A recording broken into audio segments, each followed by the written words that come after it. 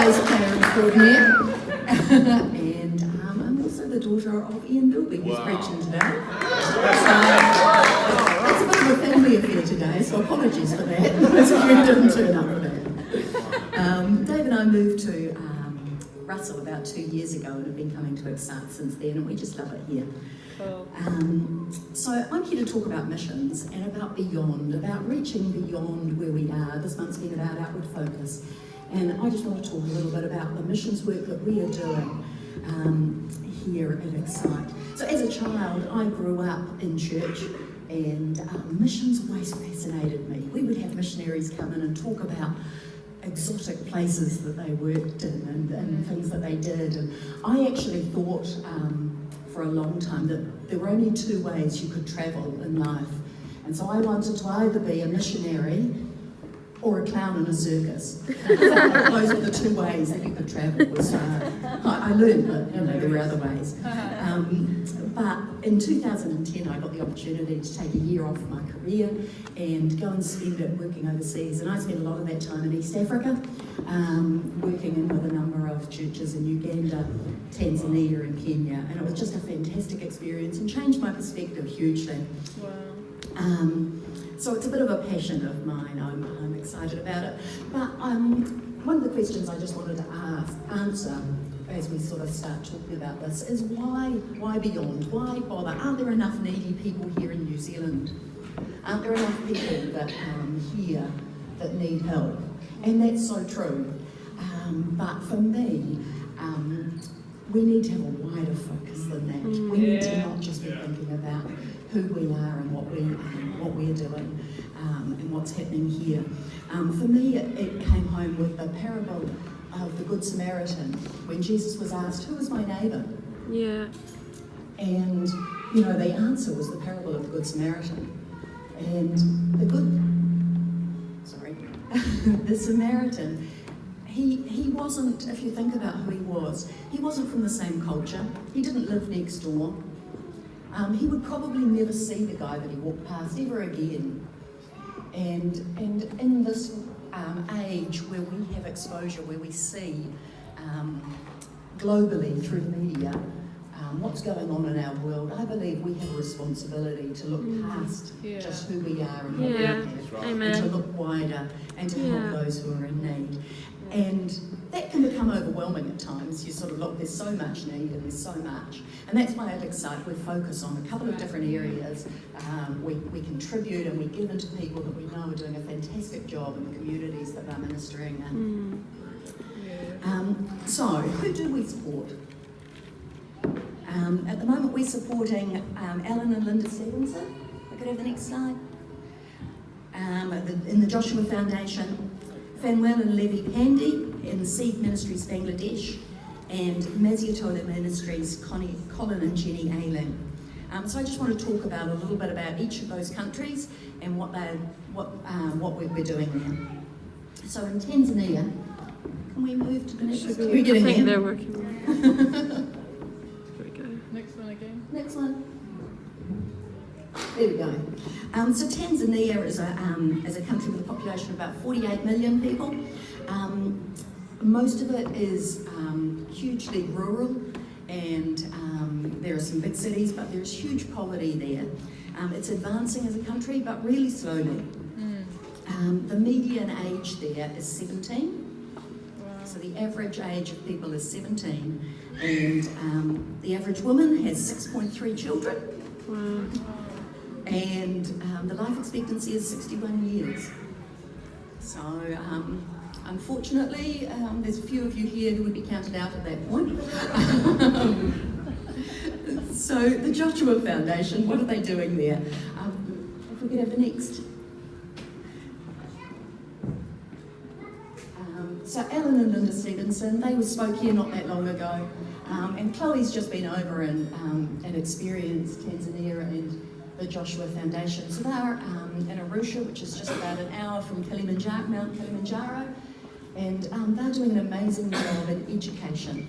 So their focus is they run a primary school, educating, but what they also do is teacher training. So what they're doing is training teachers to be able to the resources there. The average class size is about 70 children. So you think of our classes with about 20 kids.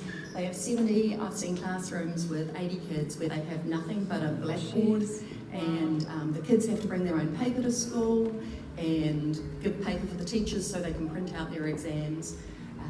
And often by the end of the year the teachers have run out of chalk and the kids end up doing a lot of rote learning. So what these guys are doing are training teachers with some different techniques as to how they can better teach, so how they can really actually communicate. And I'm also doing leadership training and development, just training young people to make a difference. Yeah. So they're doing an amazing job. The next country that we're involved in is Mozambique.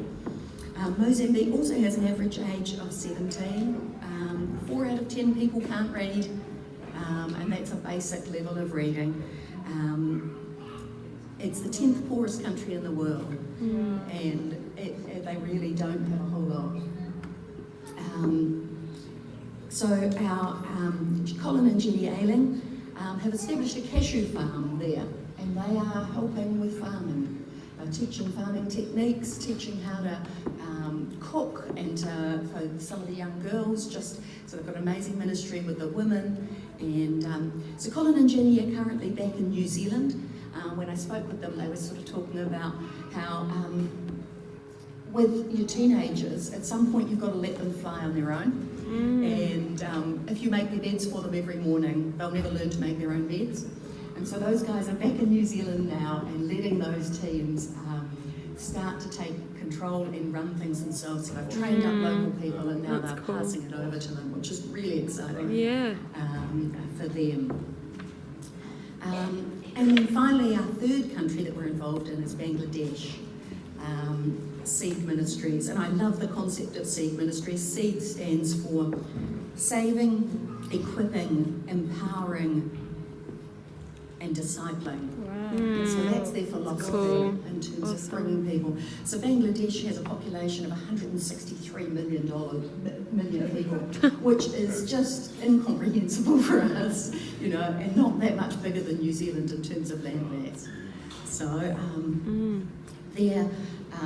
it's advanced in some ways. They live longer, they have fewer children, but the literacy is still really low. The poverty is immense there, and it's an oppressive atmosphere a lot of the time. And so the team that we work with there, they are really focused on setting people free and really equipping them and empowering them. We sponsor the Excite Youth Centre over there, which is just doing a great job of bringing young people together, giving them somewhere to go and giving them hope for the future. They also run a girls' hostel, a kids' orphanage.